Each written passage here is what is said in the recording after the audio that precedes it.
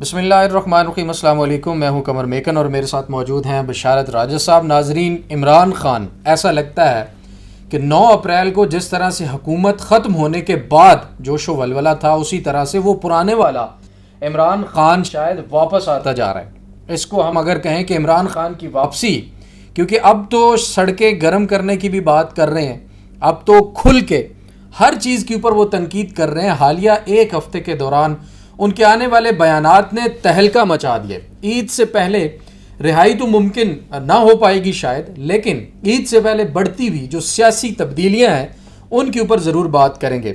ان کا ٹویٹ بھی اب سامنے آ چکا ہے اور اس کے بعد اب ایسا لگتا ہے کہ پیپلز پارٹی بھی موجودہ حکومت سے جان چھڑانے کے لیے پر تول رہی ہے، کیونکہ اب پیپلز پارٹی کے اہم رہنماؤں کی طرف سے یہ بھی کہا جا رہا ہے کہ بھائی کب تک یہ آئین شکنیاں ہم نے برداشت کرنی ہے اور آئین شکنیوں کو پی کر رکھنا ہے، خاموش رہنا ہے، جان چھڑائیں ان لوگوں سے. فار ایگزامپل آج گفتگو ہو رہی تھی تو پتہ چلا کہ اب باقاعدہ طور پر وزیر اعظم صاحب نے عمر ایوب صاحب کو راجہ بشارت صاحب بلا لیا ہے مشاورت کے لیے. الیکشن کمیشن میں دو ممبران ہیں اور چیف الیکشن کمشنر کی تعیناتی کے لیے بھی. اب اس کے اوپر بھی بات کریں گے، لیکن سب سے پہلے عمران خان صاحب کا 5 گھنٹے پہلے والا جو ٹویٹ ہے اس کے چند چیدہ جو پوائنٹس ہیں وہ آپ کے سامنے ضرور رکھتے ہیں. وہ اس وقت بھی کہتے ہیں کہ ملک کے اندر جنگل کا قانون جو ہے وہ نافذ ہے. ویسے تو جنگل میں راج ہوتا ہے جی، جنگل کا کوئی قانون نہیں ہوتا، راج ہوتا ہے، اور راج ہوتا ہے ایک ہی بادشاہ ہوتا ہے، وہ چاہے جو مرضی کرتا رہے. لیکن پھر وہ کہتے ہیں کہ تحریک انصاف پر تمام قانونی آئینی راستے بند ہیں. بطور سیاسی سربراہ جیل سے احتجاجی تحریک کی سربراہی کروں گا. باہر میری نمائندگی عمر ایوب کریں گے اور سلمان اکرم راجہ جو ہیں وہ ہدایات پر عمل کروائیں گے. چند روز میں قوم کے سامنے لائے عمل پیش کروں گا. احتجاجی تحریک جو ہے وہ اتحادی جماعتوں سمیت تحریک تحفظ آئین پاکستان GDA اور مارنگ بلوچ کو بھی دعوت دیں گے. انشاءاللہ اس تحریک کو کوئی بھی نہیں روک سکے گا. انہوں نے پیغام دیا کہ میری ملاقاتوں پر پابندی ہے اور کہا کہ جو ووٹ ہے وہ میرا نہیں، آپ کا چوری ہوا ہے. عوام کا ووٹ جو ہے وہ چوری ہوا ہے.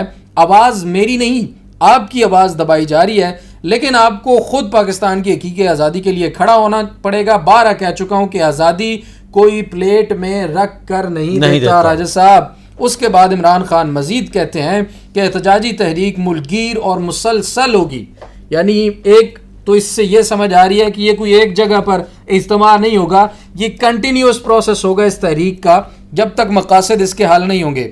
کیونکہ اسلام آباد میں سنائپر تعینات ہوتے ہیں جو معصوم شہریوں اور پرامن احتجاجیوں پر سیدھے فائر کھول دیتے ہیں. عمران خان کا ٹویٹ میں لکھنا ہے کہ جو قتل عام تحریک انصاف کے ساتھ کیا گیا اور کسی جماعت کے ساتھ نہیں ہوا. میرا اپنے پارٹی عہدیداران کو پیغام ہے کہ اگر میں جیل کاٹ سکتا ہوں تو آپ کو بھی کسی سے ڈرنا نہیں چاہیے، آپ کو بھی کوئی ڈر نہیں ہونا چاہیے. پارٹی سب کو بنی بنائی مل گئی تھی، اب مشکل وقت ہے، سب کا امتحان ہے. مجھے بھی جیل میں ڈالنے کے بعد 3 سال خاموش ہو جانے پر آرام سے بنی گالا بیٹھ جانے کا کہا گیا تھا، جیسے نواز شریف کو 10 سال تک چپ رہنا پڑا، مگر میں بزدل نہیں ہوں اور یزیدیت پر کبھی خاموش نہیں رہ سکتا. میں جمہوریت کی بحالی کے لیے آخری دم تک جدوجہد کروں گا.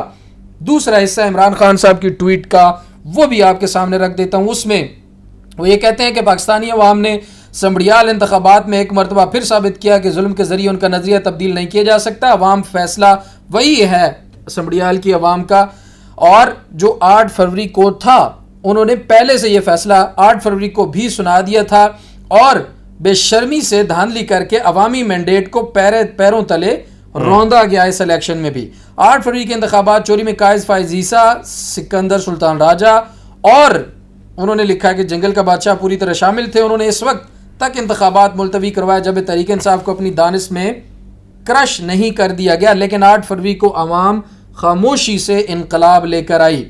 پھر انہوں نے انقلاب کا ذکر کیا، 8 فروری مینڈیٹ چوری، اور انہوں نے کہا کہ اب ان کی حیثیت پیپلز پارٹی وغیرہ اور نون لیگ کی جو حیثیت ہے اب سیاسی لاشوں سے بڑھ کر کچھ نہیں ہے. مزید وہ لکھتے ہیں لندن پلان کا بھی انہوں نے ذکر کیا جس میں نواز شریف نے تمام لوگوں کے ساتھ مل کر بنایا یہ پلان. اور پھر 9 مئی تحریک کی سازش، انہوں نے کہا کہ جو 9 مئی کو جو ہوا تھا یہ بھی ایک تحریک انصاف کے خلاف سازش تھی.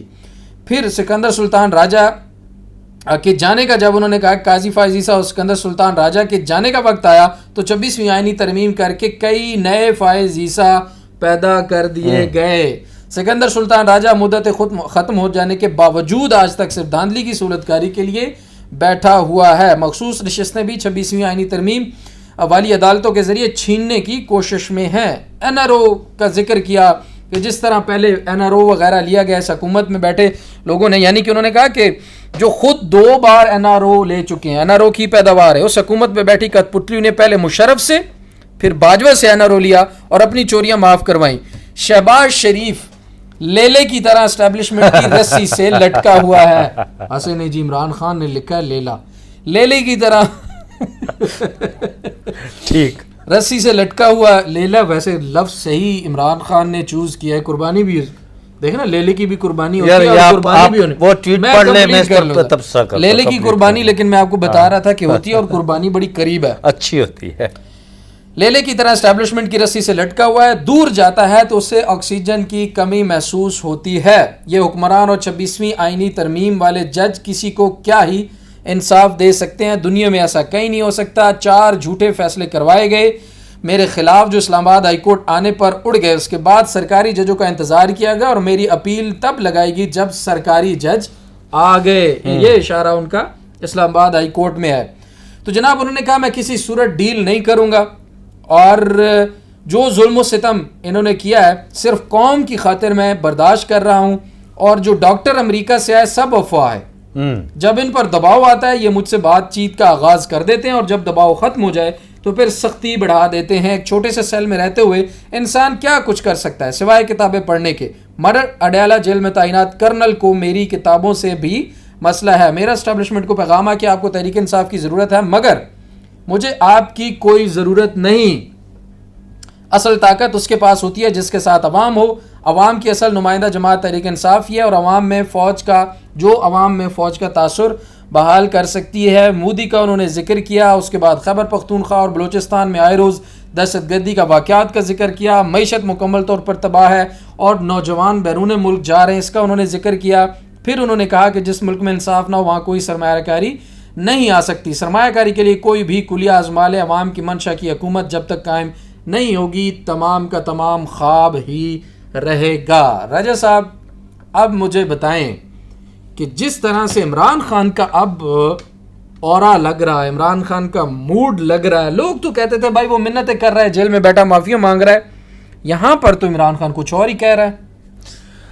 بہت شکریہ قمر میکن صاحب. یہ جو تھوڑی دیر پہلے ہم یہاں پر ہمارے بڑے سینئر پترکار صحافی جرنلسٹ بیٹھے ہوئے تھے اور ہم جب گفتگو کر رہے تھے کہ عمران خان صاحب کے حوالے سے کہ عمران خان صاحب نے ڈیل کی باتیں یا پھر انہوں نے جس طرح جیل کاٹی, تو ان کا یہ کہنا تھا کہ عمران خان صاحب نے جس طرح گریسفلی رسپیکٹ کے ساتھ جیل کاٹی. انہوں نے ایک بڑا خوبصورت جملہ بولا تھا کہ نواز شریف اور زرداری ان لوگوں میں فرق یہ ہے کہ عمران خان ہر گھر میں بستا ہے. یہ انہوں نے جملہ بولا تھا. اور جو آپ نے بات کی نا کہ عمران خان صاحب کے وہی جوش, وہی ولولہ, وہی جذبہ جو اپریل 22 میں تھا, اسی ولولے اور جذبے کے ساتھ عمران خان صاحب واپس آ گیا. آپ کو یاد ہوگا کہ عمران خان صاحب جب یہاں سے زمان پاک جا کر بیٹھے تھے تو انہوں نے ایک لفظ بولا تھا کہ پانی پت کا میدان.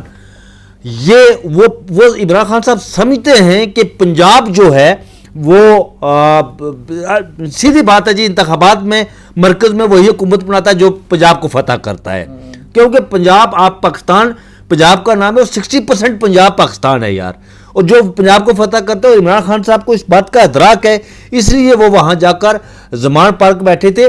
اور عمران خان صاحب جس طرح ابھی پچھلے 1-1.5 ہفتے سے ان کا جو آپ کہہ سکتے کہ موڈ یکدم سے وہ تبدیل ہوا ہے, اس حکومت کو کوئی شاید یہ پریشانی لاحق ہو چکی ہے کہ یار عمران خان کو یہ انرجی کہاں سے مل رہی ہے, عمران کو یہ طاقت کہاں سے مل رہی ہے.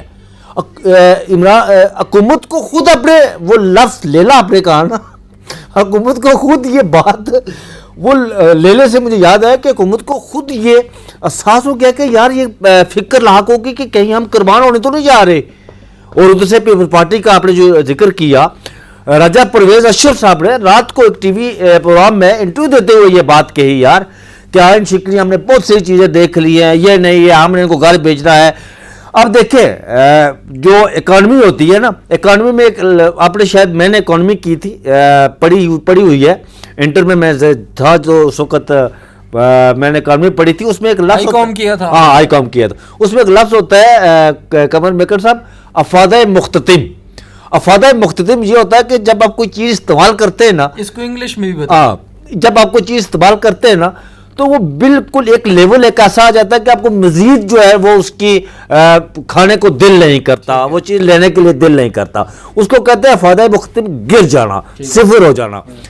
تو یہی کچھ پچھلے 3 سال سے اس ملک کے اندر جو جس طرح فاشزم کا، فسطائیت کا، اپنی مرضی کے قوانین بنانا، اپنی مرضی کے سارا کچھ کرنا، کب تک یہ برداشت کرے گی؟ پولیٹیکل پارٹی یہ کبھی برداشت نہیں کر سکتے. آپ نے وہ اکانومی کا ذکر کیا نا، اور آپ نے کہا کہ اس میں ایک ہوتا ہے ریکٹیفیکیشن، غلطیوں کو درست کرنا. تو اب یہ جو ریکٹیفیکیشن کا پروسیس ہے نا، یہ بھی جلد شروع ہونے والا ہے مجھے. جی بالکل ایسا ہی. اور بہت ساری تو ایسی غلطیاں ہیں جن کو ریکٹیفائی کرنا ممکن نہیں ہوگا، ان کے اوپر احتساب ضروری ہوگا. جن لوگوں نے آئین شکنیاں کی ہیں، قانون شکنیاں کی ہیں، اور ہونا بھی چاہیے. لیکن جس نے قانون توڑا، آئین توڑا، اس کو صرف اس لیے چھوڑ دینا کہ جی چلے آگے چلتے ہیں، پچھلی غلطیوں کو چھوڑ دیں.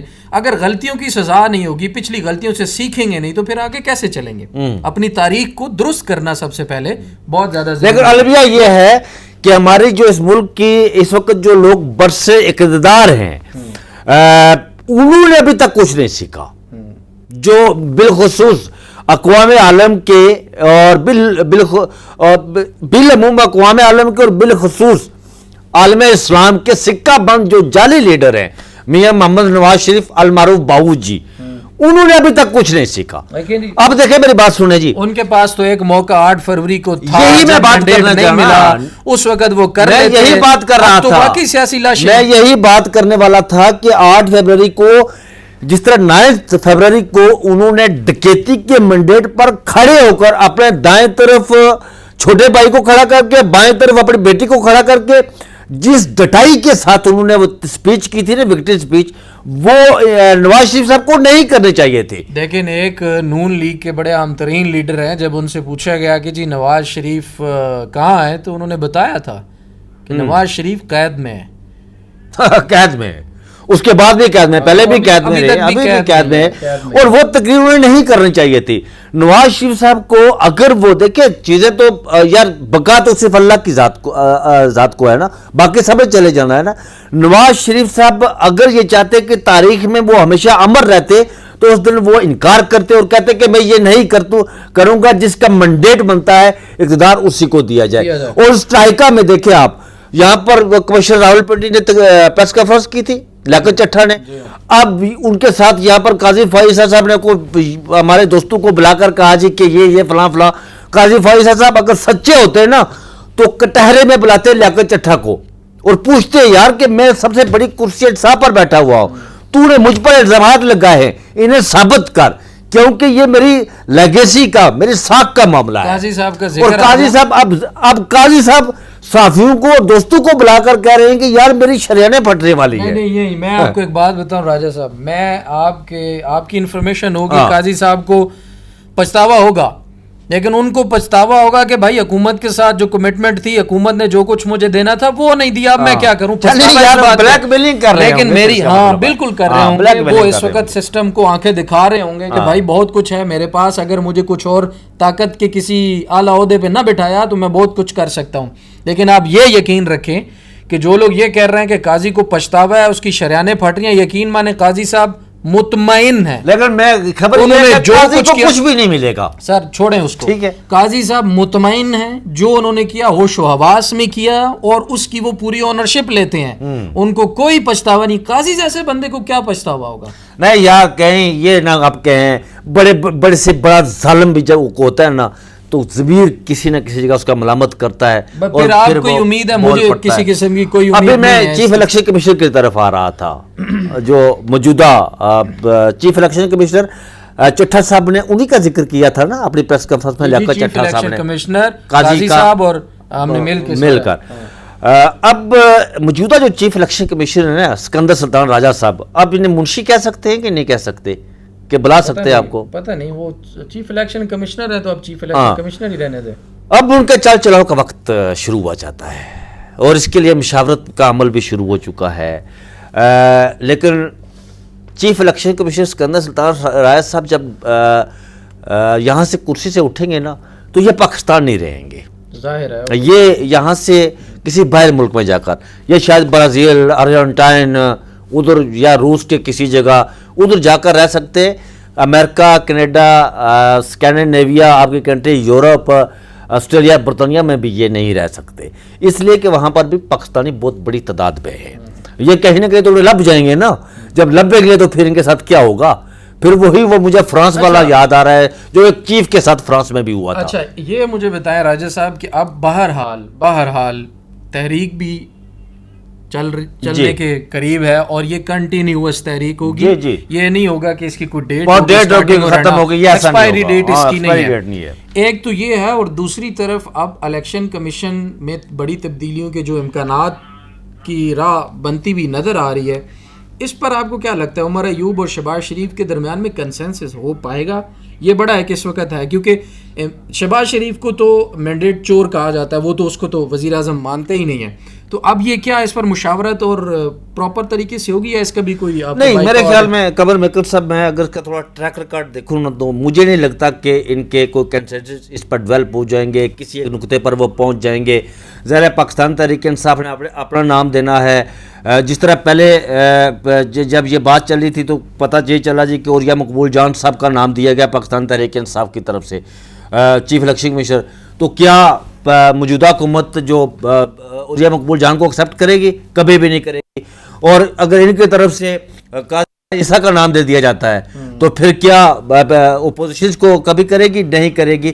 مجھے نہیں لگتا کہ یہ کوئی کنسنسس ڈیولپ ہوں گے یا کسی ایک جگہ ہوگا, کسی بات کا کسی نقطے پر یہ متفق ہوں گے اور جا کر کہیں گے ٹھیک ہے جی یہ معاملہ اسی طرف جائے گا, کمیٹی کی طرف جائے گا جو اسپیکر کا ایک وہ ہے کہ بناتا ہے, پارلیمانی کمیٹی ہوگی, ادھر سے لوگ ہوں گے, ادھر سے ہوں گے, اس پر بھی نہ ہوا تو 3 نام ہوں گے, تو پھر ان میں سے کسی کو جو ایک طریقہ کار ہے اس میں سے نہیں, وہ تو اب قانون ہے, وہ تو شہباز شریف کی پھر مرضی ہوگی کہ وہ اس کو اپنی مرضی سے جس کو مرضی لگانا چاہے وہ پھر اس کو وہی ہے نا, وہی قانون بنایا ہوا انہوں نے کہ جس کو مرضی وہ لگانا چاہیں لگا سکتے ہیں.